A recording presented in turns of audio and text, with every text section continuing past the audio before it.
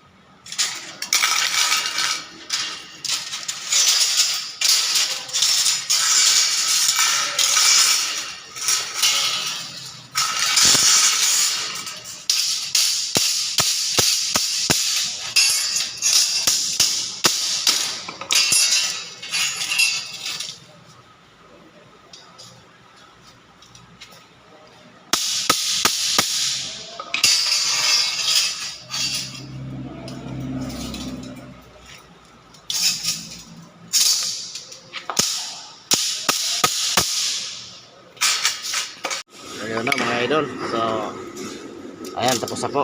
Naligpit na po natin lahat. So hindi na siya pakalat-kalat at iwas na rin to sa ano, kasi minsan nakakasugat to.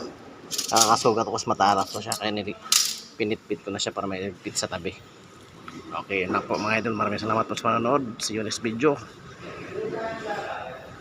Ingat kayo palagi mga idol. Bye bye.